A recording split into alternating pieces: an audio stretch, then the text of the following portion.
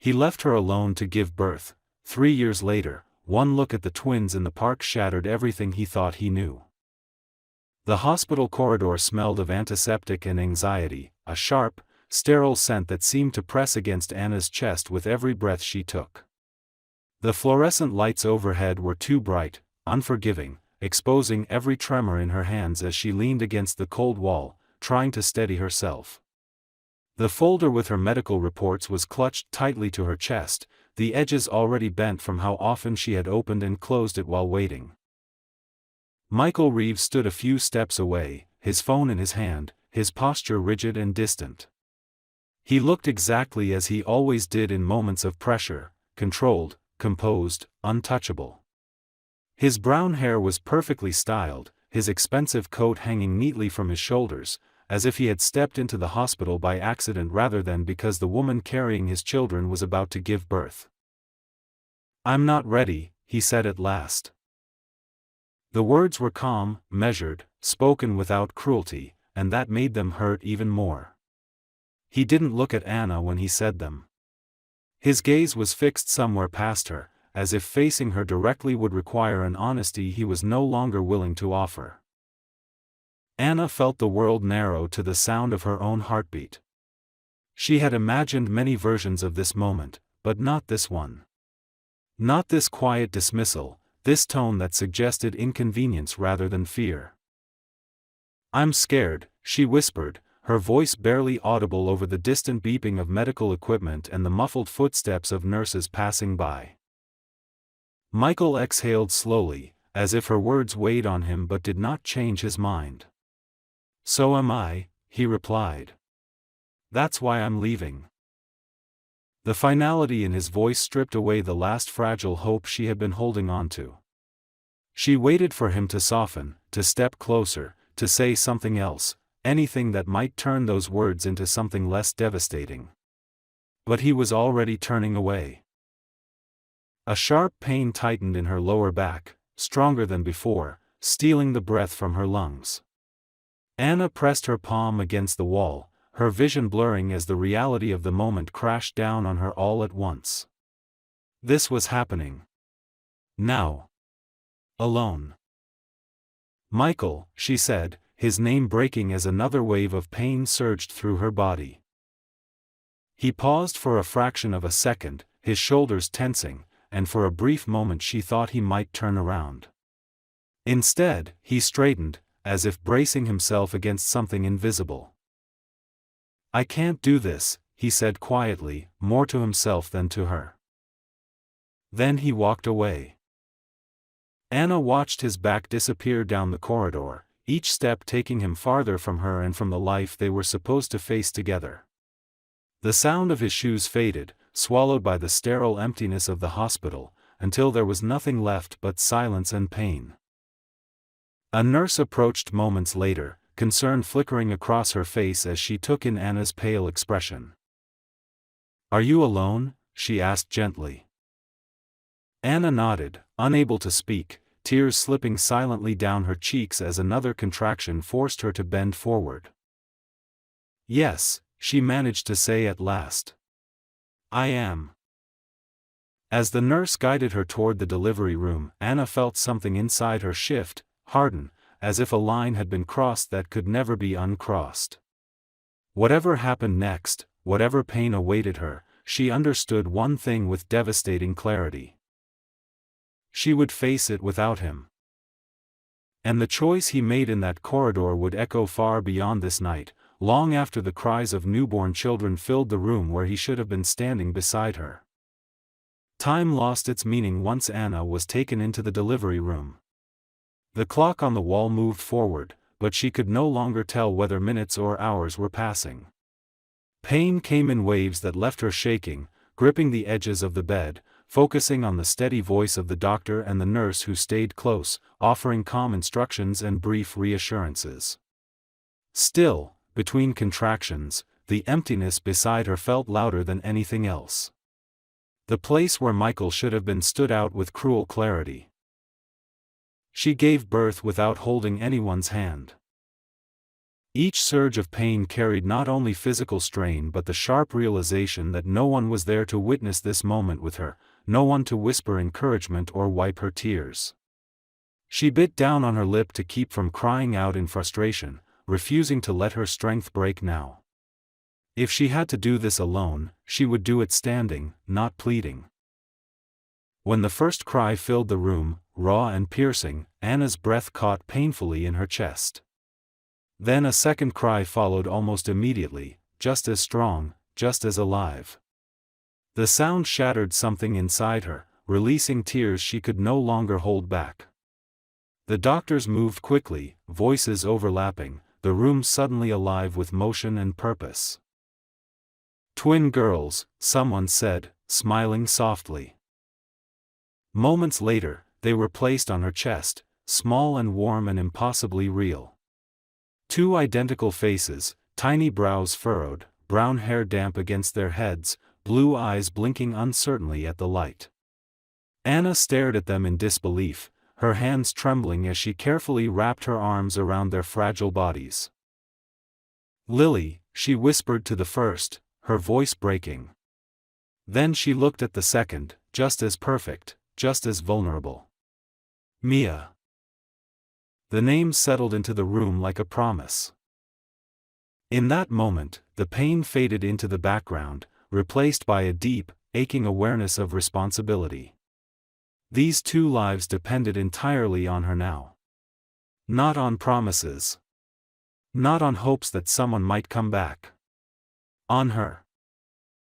Later, when the room grew quiet and the staff stepped away, Anna lay alone with her daughters sleeping against her, their tiny breaths warm against her skin. Exhaustion weighed heavily on her body, but her mind refused to rest. She thought of the corridor. Of Michael's back as he walked away. Of the version of her life that had ended before it truly began. A nurse returned to check on them and smiled kindly. "Do you have someone coming to see you?" she asked, adjusting the blankets. Anna hesitated, then shook her head. "No." The nurse's expression softened, and she squeezed Anna's arm gently before leaving. The simple gesture nearly undid her. That night, while the hospital slept, Anna lay awake listening to the soft sounds of her daughter's breathing. She studied their faces in the dim light, memorizing every detail, every tiny movement, as if afraid the world might take them away if she looked away for too long. Fear crept in quietly, whispering questions she didn't yet have answers to. How would she manage? How would she provide for two children alone? What would happen when exhaustion became overwhelming? She pushed those thoughts aside and leaned closer, pressing a gentle kiss to each small forehead. "I'm here," she whispered. "I won't leave." The words were not spoken to anyone else. They were spoken to herself. By morning, the fear was still there, but it was joined by something stronger. Resolve. Anna signed the papers alone, filled out the birth certificates with steady hands, and left the father's name blank without hesitation. It felt less like an omission and more like a boundary. As the sun rose outside the hospital window, Anna held Lily and Mia close and understood that her life had irrevocably changed. She had been abandoned at the moment she needed support most, but she had also discovered a strength she did not know she possessed. Whatever waited for her beyond those hospital doors, she would face it with two small hands wrapped around her heart, and that would be enough to keep her standing. The first years passed in a blur of exhaustion and quiet determination, marked by sleepless nights and mornings that began before the sun rose. Anna learned quickly that time no longer belonged to her. It was divided into feedings, diaper changes, doctor's visits, and the constant balancing act between earning enough to survive and being present enough to feel human. Some days felt endless, stretching painfully long, while others disappeared before she realized they had begun. Lily and Mia grew side by side, identical in appearance but slowly revealing differences that only a mother could recognize. Lily was cautious, observing the world before stepping into it, her small hand often resting on Anna's sleeve as if anchoring herself. Mia was bolder, quicker to laugh, quicker to cry, charging forward without hesitation and trusting that someone would catch her if she fell. Watching them develop their own rhythms gave Anna moments of quiet joy that softened even the hardest days. Money was always tight. Anna returned to work earlier than she wanted, leaving the girls at daycare with a knot in her chest that never fully loosened. She learned to calculate every expense, to stretch meals, to mend clothes instead of replacing them. Pride became a luxury she could no longer afford, but dignity remained non-negotiable. She refused to ask Michael for help, not out of bitterness, but because reopening that door felt like surrendering a strength she had fought too hard to build. There were nights when both girls cried at once, their voices overlapping in desperate harmony, and Anna felt herself unraveling. She would sit on the floor between their cribs, rocking one with her foot while holding the other in her arms, whispering reassurances she wasn't sure she believed yet. In those moments, she allowed herself to feel the weight of what had been taken from her, the loneliness of choices made without her consent. Then she would breathe deeply, stand up, and continue, because stopping was never an option. As the girls grew older, questions began to surface naturally, innocent at first and then increasingly curious. They noticed other children at the playground with fathers who pushed swings or lifted them onto shoulders. They noticed storybooks that ended with families that looked different from theirs. One afternoon, as Anna buckled them into their car seats, Lily asked softly, "Why is it always just you?" Anna paused, choosing her words carefully. "Because I love you enough for two parents," she said gently. Mia seemed satisfied with that answer, already distracted by something outside the window. Lily nodded slowly, storing the response away, as if sensing there was more beneath it but trusting her mother not to let her fall. Anna never spoke badly of Michael.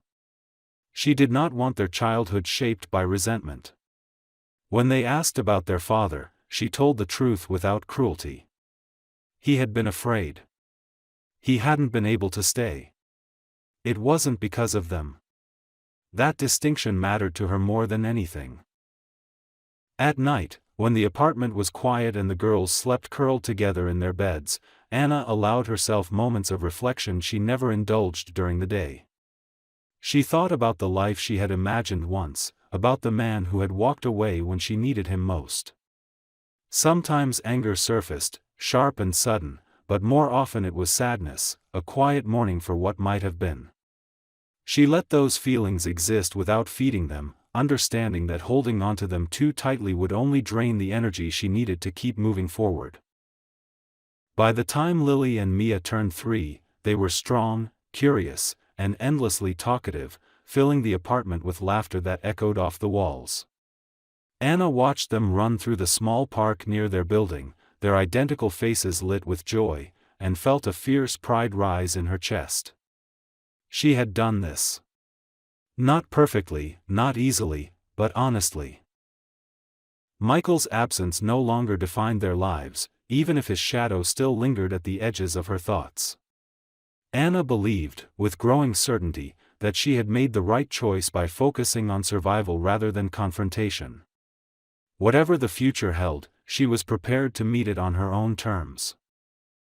She did not know that the fragile balance she had built so carefully was about to be tested, or that the past she had learned to live without would soon step back into her world, forcing her to confront a truth she had never intended to reveal. The afternoon was ordinary in every way that mattered.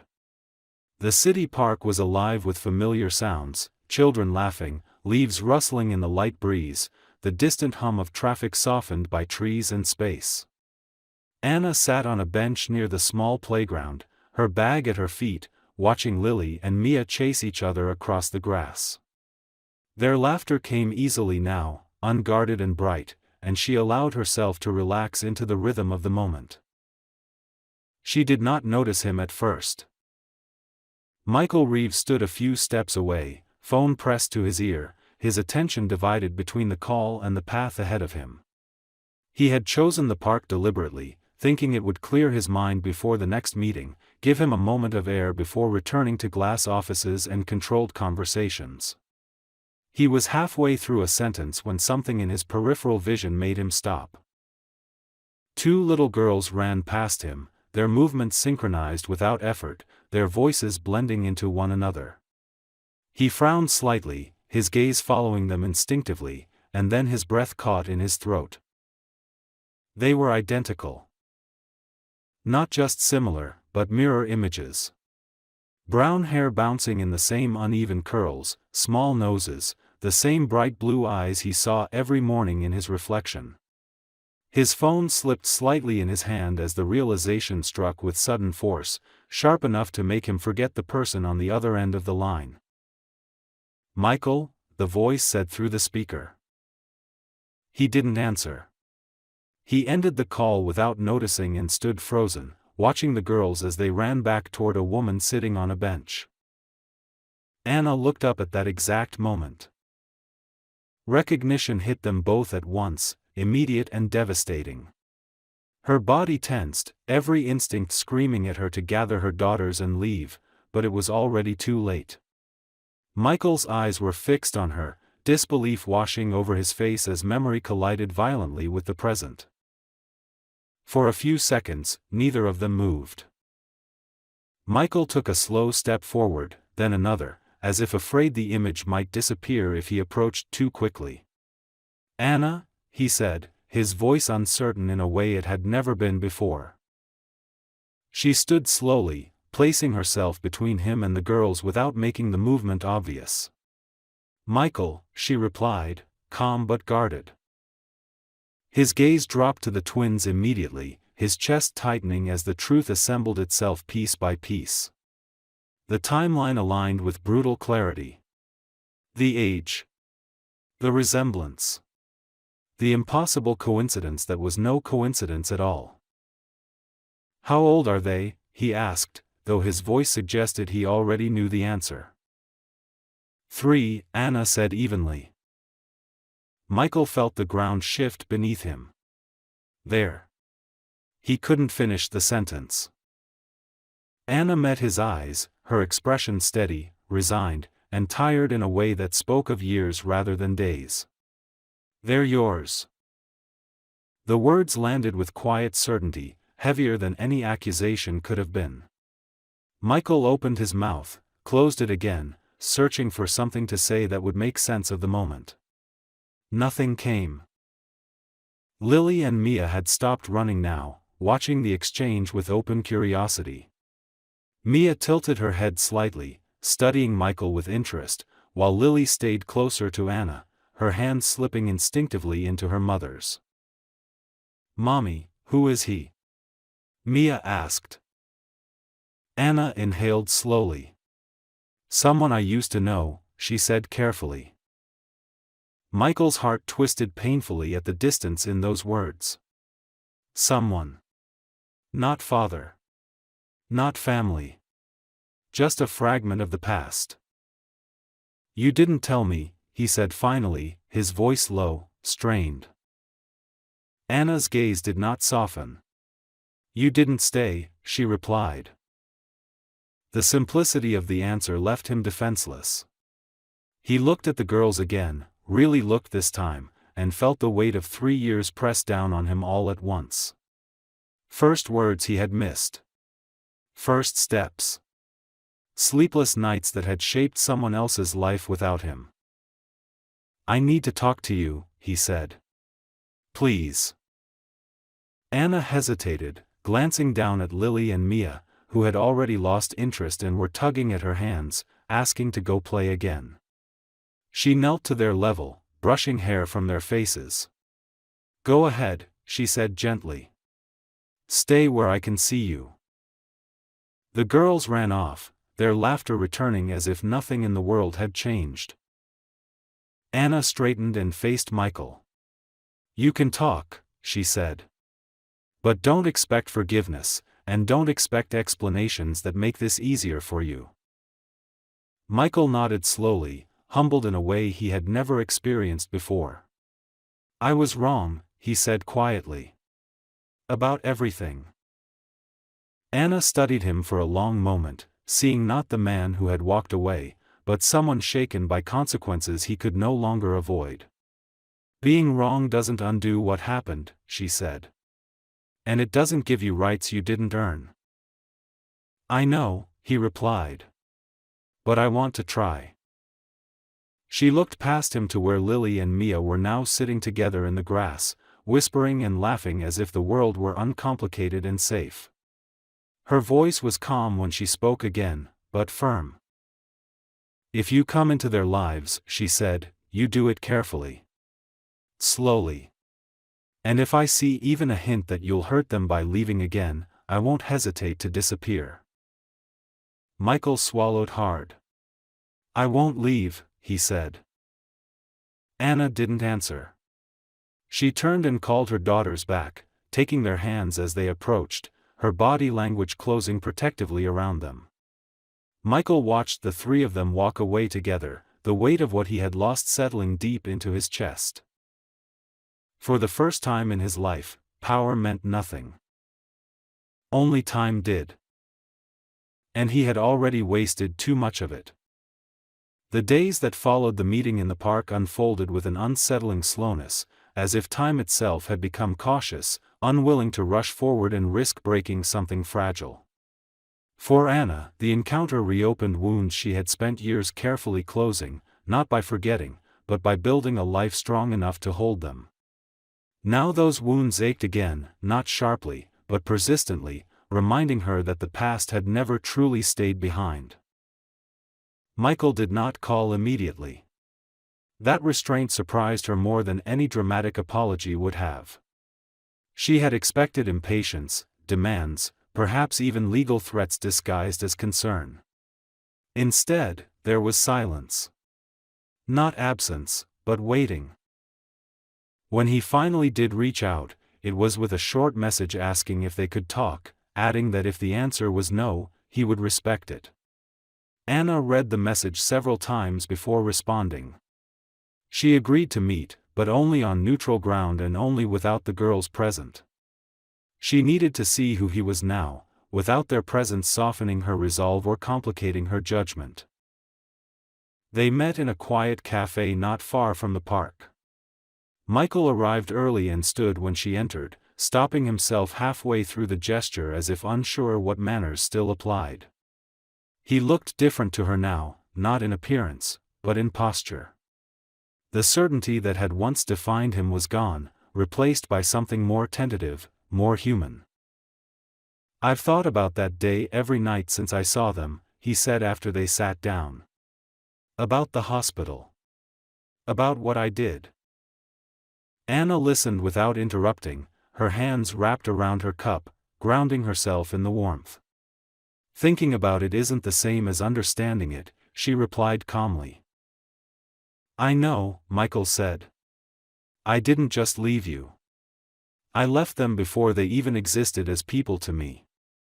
And I convinced myself it was necessary. Necessary for who? Anna asked. Michael looked down briefly. For me. The honesty caught her off guard. It didn't erase the damage, but it stripped away the defensiveness she had braced herself against. They spoke for a long time, carefully, circling the truth rather than charging at it. Michael did not excuse himself. He admitted fear, pride, and the belief that walking away was easier than staying and failing. Anna told him what those first years had been like, not to punish him, but to establish reality. She described nights without sleep, moments of panic, the constant calculation of survival. She did not dramatize. She didn't need to. When she finished, Michael sat in silence, his jaw tight, his eyes fixed on the table between them. I can't undo any of that, he said quietly. But I want to be accountable for it. Accountability isn't a feeling, Anna said. It's consistency. I'm prepared for that, he replied. However long it takes. She studied him closely then, looking for cracks, for impatience, for signs that this resolve would fade once the weight became uncomfortable. What she saw instead was uncertainty paired with determination, a combination that frightened her more than arrogance ever had. They discussed boundaries. Clear ones. He would not introduce himself as their father. Not yet. He would follow her lead in every interaction. No gifts meant to impress. No sudden appearances. No promises he couldn't keep. Michael agreed to all of it without hesitation, even when the conditions clearly bruised his pride. "I'm not asking you to trust me," he said. "I'm asking you to watch me." When Anna left the cafe, she felt no relief, only the heavy awareness that something irreversible had begun.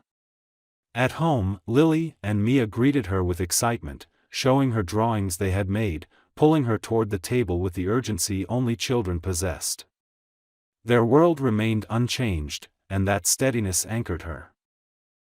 That night, after the girls were asleep, Anna sat alone in the quiet apartment and allowed herself to acknowledge a truth she had resisted all day. Michael was no longer a memory. He was a variable. And variables introduced risk. Across the city, Michael stood in his darkened apartment, looking at a photo he had taken quietly in the park days earlier. Two little girls, caught mid-laughter, unaware of the storm their existence had created. He felt grief for the years he had lost and fear for the years ahead, knowing neither could be controlled the way he once controlled everything else. For both of them, sleep came slowly that night. The past had found its way back in, not to be relived, but to be answered. And neither of them yet knew what the cost of that answer would be. The first time Michael was allowed to see the girls again, it was under conditions so precise they felt almost ceremonial. Anna chose a weekday morning at a quiet cafe with a small play corner, a place Lily and Mia already knew and felt comfortable in. There would be no surprises, no lingering, no attempts to redefine roles. Michael was told to arrive 10 minutes late so the girls would already be settled, already safe in their routine before he entered it. He followed every instruction exactly. When he walked in, the sight of them hit him harder than it had in the park. Lily and Mia sat at a small table, coloring seriously, their heads bent at the same angle, tongues peeking out slightly in concentration. Anna sat nearby, watching them with the calm vigilance of someone who had learned never to fully relax. Michael stopped a few steps away, unsure where to place himself in a scene that felt intimate and closed, even though he had been invited into it. Anna stood and approached him quietly. "Remember," she said, her voice low. "You're a friend. Nothing more." He nodded. "I understand." They approached the table together. The girls looked up almost in unison, curiosity lighting their faces. Mia smiled immediately, open and fearless, while Lily studied him more carefully, her eyes sharp despite her age. "This is Michael," Anna said simply. "He wanted to say hello." Michael crouched down to their level, careful not to invade their space. "Hi," he said gently. "Those are very impressive drawings." Mia beamed. "Mine is a cat," she announced proudly. "And mine is a house," Lily added, watching his reaction closely. "They're both amazing," Michael said, and meant it with a sincerity that surprised even him. The conversation stayed simple. Colors. Animals. What kind of juice they liked. Michael let the girls lead, resisting every instinct to steer, teach, or impress. When Mia asked if he could color too, he glanced instinctively at Anna, who gave a small nod. He sat awkwardly in the tiny chair, crayons clutched in hands more accustomed to contracts than paper, and followed their instructions without complaint. Anna watched everything. She noticed how he listened without interrupting. How he laughed softly instead of loudly. How he accepted correction when Lily told him he was coloring outside the lines. Most of all, she noticed what he did when the girls lost interest and turned back to each other. He didn't demand their attention. He simply stayed. When the visit ended, Michael stood immediately, understanding the signal without being told. "Thank you for letting me come," he said to Anna, not the girls, respecting the boundaries she had drawn. "Bye, Michael," Mia said cheerfully. Lily hesitated, then added a quieter goodbye. Michael left without looking back. Over the following weeks, the visits continued, always brief, always structured. Sometimes they met at the cafe. Sometimes at the park. Sometimes he simply walked beside them while Anna pushed the stroller, listening more than speaking. Michael rearranged his entire life around these moments, turning down meetings, rescheduling flights, absorbing irritation from colleagues who didn't understand why access to him had suddenly become conditional. At night, he lay awake replaying small details. The way Lily reached for Anna when uncertain. The way Mia laughed without hesitation. The way both girls glanced toward him sometimes, as if slowly cataloging his presence, deciding where he belonged. Anna, meanwhile, struggled with a different kind of exhaustion. Allowing Michael into their lives required constant alertness, a readiness to intervene if anything felt wrong. She measured his consistency day by day, week by week, bracing herself for the moment he might falter. Every cancelled meeting he mentioned, every time he arrived exactly when promised, chipped away at the certainty she had built around doing everything alone. One evening, after the girls were asleep, Anna sat at the kitchen table staring at nothing, her hands wrapped around a mug that had long gone cold. She realized that the fear tightening her chest was no longer about him leaving. It was about him staying. Because if Michael stayed, truly stayed, then the story she had told herself for 3 years would have to change. The story where she survived because she had no choice. The story where strength meant isolation. Across the city, Michael stood in his office long after everyone else had gone home, looking out at the lights below. For the first time in his life, success felt irrelevant compared to the quiet triumph of being allowed to exist in his daughter's orbit.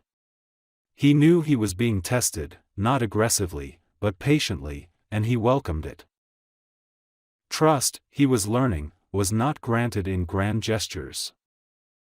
It was built in ordinary moments, repeated until they became undeniable. And both of them sensed, with equal parts hope and fear, that the most difficult part was still ahead. The fragile rhythm they had built was tested in a way none of them could have predicted, not by anger or absence, but by fear. It happened on an evening that began like any other, with Lily and Mia sprawled on the living room floor, surrounded by toys, arguing softly about whose turn it was to choose a bedtime story. Anna moved between the kitchen and the couch, tidying absent-mindedly, her thoughts drifting to the quiet relief that had slowly entered her life alongside Michael's steady presence. The phone rang sharply, cutting through the ordinary noise of the apartment. Anna's stomach tightened before she even answered. The voice on the other end belonged to the daycare teacher, calm but strained, explaining that Mia had developed a high fever suddenly and was struggling to breathe properly. They had already called an ambulance as a precaution. Anna felt the room tilt as she grabbed her coat, her hands shaking so badly she nearly dropped the phone. She called Michael without thinking. He answered on the first ring. "I'm on my way," he said before she could finish the sentence. By the time Anna arrived at the hospital, Michael was already there, standing near the entrance, his face pale, his composure fractured in a way she had never seen before. He didn't ask questions or demand explanations. He simply followed her, his presence steady and silent, as if instinct had finally replaced hesitation. Mia was admitted for observation, her small body dwarfed by the hospital bed, Lily clinging tightly to Anna's side, wide-eyed and terrified. The doctor explained it was a severe viral infection, frightening but manageable, and that Mia would recover with treatment and monitoring. The words washed over Anna without fully registering, her focus locked on the rise and fall of her daughter's chest. Michael stood a few steps back at first, unsure of his place, until Lily reached out and took his hand without looking at him. The gesture was small, almost unconscious, but it landed with crushing force. He squeezed her hand gently, afraid that too much pressure might break something sacred. Hours passed slowly. Anna didn't realize she was shaking until Michael draped his jacket over her shoulders without asking, grounding her with the simple weight of fabric and warmth. When she finally looked at him, really looked, she saw fear mirrored in his eyes, raw and unfiltered. Not fear of losing control. Fear of loss. That night, Mia slept under the watchful eye of machines, Lily curled up in a chair beside the bed, refusing to leave her sister. Michael remained awake, pacing quietly, stepping outside only once to make a phone call that lasted less than a minute. When he returned, his phone was switched off completely. The next morning, Mia's fever broke. Relief came in a rush that left Anna weak, her knees trembling as she leaned against the wall outside the room. Michael exhaled slowly, his hand pressed to his face, emotion breaking through the restraint he had maintained for months. "I was terrified," he admitted quietly, not looking at Anna. "So was I," she replied. The difference was that this time, she wasn't alone in it. In the days that followed, something shifted between them. Not dramatically, not with declarations, but with certainty. Lily began talking about Michael openly, asking when he would visit again, correcting herself less when she almost called him something else. Mia, once recovered, insisted on showing him her favorite toys, her laughter returning as if the fear had never touched her. Anna watched it all with conflicted emotion. Gratitude tangled with fear. Trust fought against memory. She knew this closeness could be taken away just as easily as it had formed, and the thought of that loss felt unbearable. One evening, after the girls were asleep, Anna confronted the truth she could no longer avoid. "If you're in their lives," she said quietly, sitting across from Michael at the kitchen table, "you're in all the way. I won't let them attach themselves to someone who might disappear again." Michael didn't hesitate. "I won't," he said. "Not now. Not ever." She studied his face, searching for certainty strong enough to withstand time. What she saw was not perfection, but resolve sharpened by fear and love he had never known before. "I don't need you to be flawless," she said finally. "I need you to be present." "I can do that," he replied. And for the first time, Anna allowed herself to believe that the greatest danger was no longer being abandoned, but allowing herself to hope. The ending did not arrive with applause or dramatic gestures. It came quietly, built from mornings that felt ordinary and evenings that no longer carried fear. It arrived in the form of habits, routines, and choices repeated so often they stopped feeling like effort and began to feel like truth. Michael moved closer without ever announcing it. At first, it was small things. He kept a toothbrush at Anna's apartment for nights when the girls fell asleep on him and it felt wrong to leave. Then came extra clothes, a pair of shoes by the door, space in the closet that no longer felt temporary. He never assumed, never claimed territory, but Anna noticed how naturally he fit into the life she had built without him. Lily and Mia noticed it too. They stopped asking when Michael would come and started assuming he would be there. They ran to the door when they heard his steps in the hallway. They argued over who got to hold his hand. Lily began bringing him her worries in quiet moments, whispering fears she didn't share easily, while Mia dragged him into laughter and noise, insisting he play even when he was exhausted. Michael learned that love did not announce itself. It demanded attention, patience, and humility. One evening, as they sat together on the floor assembling a puzzle that never seemed to fit quite right, Lily looked up suddenly and asked, "Are you staying?" The room went still. Michael didn't answer immediately. He glanced at Anna, not for permission, but out of respect for the weight of the moment. Then he turned back to Lily, his voice steady, grounded in certainty earned rather than promised. "Yes," he said. "I'm staying." Mia clapped her hands, satisfied, while Lily studied his face carefully before nodding once, as if sealing an agreement.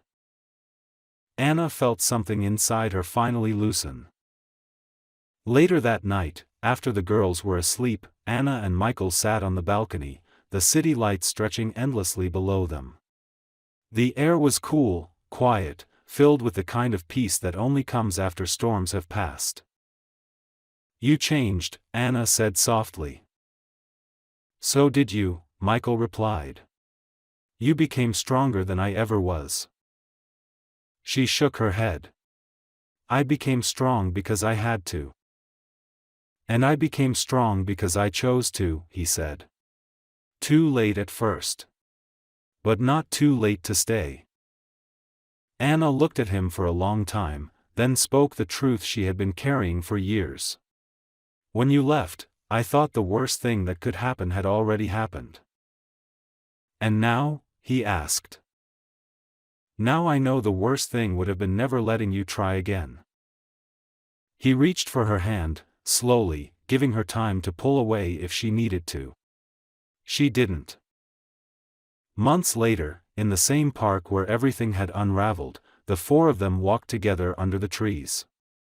Lily and Mia ran ahead, their laughter echoing through the open space, turning back every few steps to make sure both parents were still there. Michael watched them with a quiet, overwhelming gratitude. He had not earned these moments easily. He had paid for them with regret, humility, and the discipline to never disappear again. Anna watched him watching them and understood something just as important. Forgiveness did not erase the past, but it allowed the future to exist without fear. Sometimes people leave when they are afraid, mistaking escape for survival. And sometimes they return changed enough to stay. This time, no one walked away. And the family that had once been broken stood whole, not because it had never shattered, but because every piece had been chosen again, deliberately, every single day.